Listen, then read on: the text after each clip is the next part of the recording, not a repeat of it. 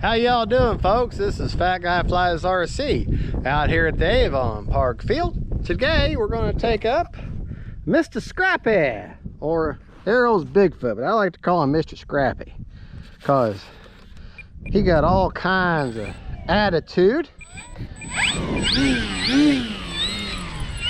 Running a 3200 or 3300 no 30 I'm sorry 3200 3S inner, and gonna have some fun with her.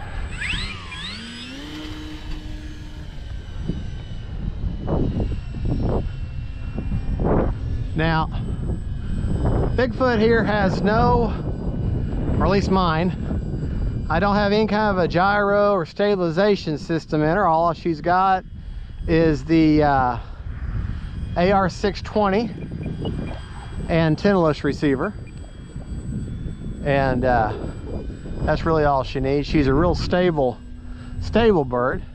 Now I have thought about buying that reflex system to put in her, just to see. But she doesn't really need it. I mean, she's just a very high wing, stable bird, modeled after the Cessna 150, I believe. You'll have to, y'all who know more about it, general aviation, will have to correct me. A little windy today, so having to be a little careful on the sticks. And of course, the wind is not with the runway. It's kind of almost 40 degrees, 50 degrees across runway. So little touch, bounce and go there. Let's put our flaps in and see if we can't do a little bit of windsurfing here. I'm almost,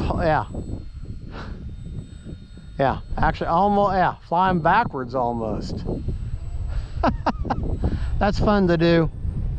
But that's it can be a little hard to do. You have to really watch out for that sun there.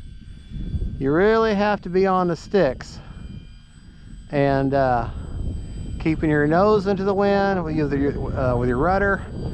It's just a coordinated effort, really. You're constantly fighting your elevator, your rudder, aileron, just to keep her just as straight as possible.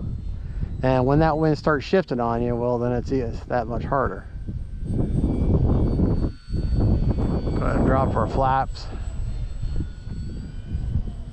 See if I can't pull off a knife edge. A little bit of one.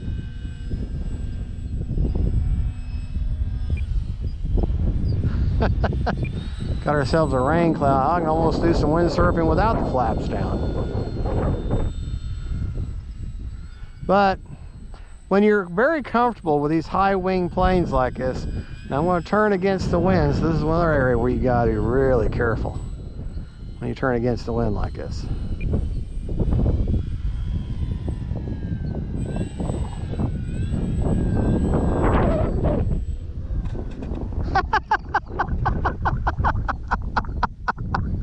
I think that was the best landing I have ever had with this plane. I'm almost positive. Oh man. You know, I gotta see if I can do that again. You know I have to try.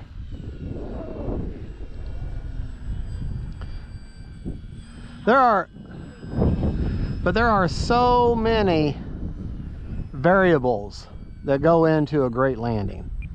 So many variables. The weight of the battery, position of the battery, how good you are on the CG, you know, your stick time. That was almost as good. How much wind resistance, your approach. There's just so many things that go into a great landing beyond just the pilot's skill. And so this is why I say, when these planes, if you're not going to do anything else with the plane as far as doing drills and practicing, just practice takeoffs and landings, takeoffs and landing, takeoffs and landings, because that is the most important skill that you'll ever have with a remote control aircraft.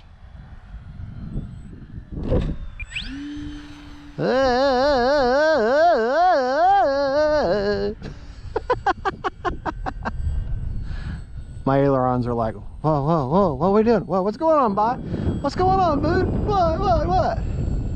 My audience out there is like, that's one weird bird. We haven't seen that bird flap its wings yet. Something's not natural. That's the devil.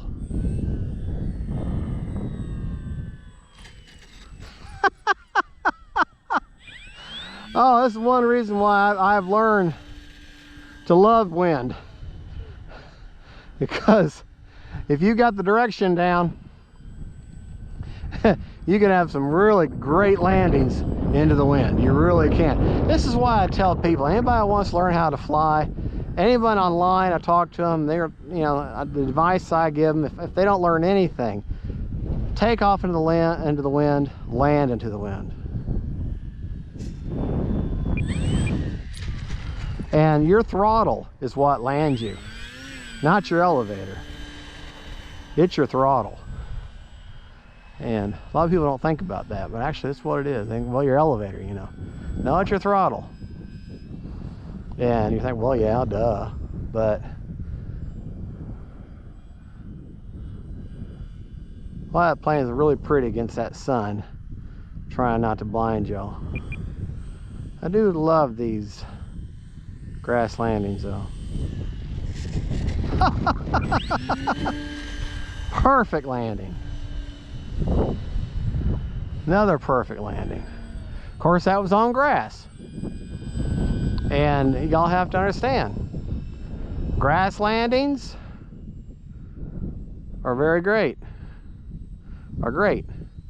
They hide a lot of your mistakes. You cannot so when you land on a runway. See? Not so when you land on the runway, because you have a lot more bounce. That ground will take a lot of your bounce out when you land. So try not to blind y'all, folks. I'm sorry if I am. Trying to land on this side of the runway.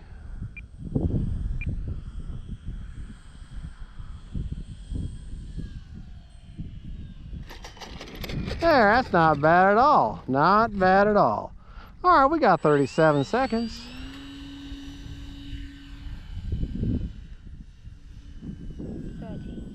All right, 30 seconds, fine.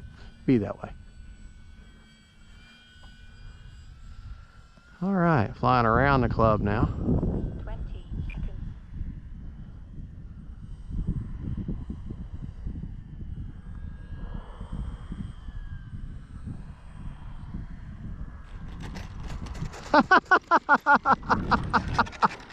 I think I'm gonna have to name name this video "The Best Landings of My Life with Bigfoot."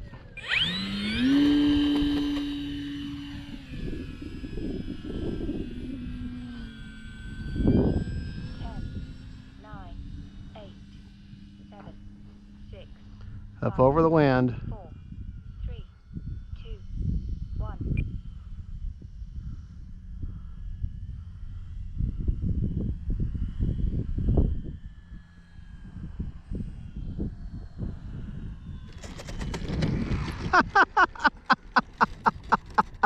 Yep. I'm gonna have to name this video "The Best Landings of My Life with Bigfoot." All right, folks, thank you so much for watching. This is Fat Guy Flies RC, and I flew for exactly 6 minutes. I don't have a smart receiver in here, so what do you want to hear before you touch a model? Motor off. Motor off.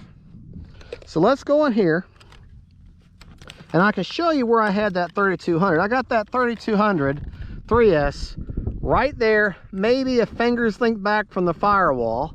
So the CG is just perfect. Let me hook up my battery checker and I'll see how much life after 6 minutes of flying hard. And I still got 54% left. Okay. All right, folks. Well, there you go. This is Fat Guy Flies RC. Thank you for being my only sponsor by watching my videos, liking my videos, and please subscribe to my channel. That's how you sponsor me, and you are my only sponsors. Thank you so much, folks. God bless y'all.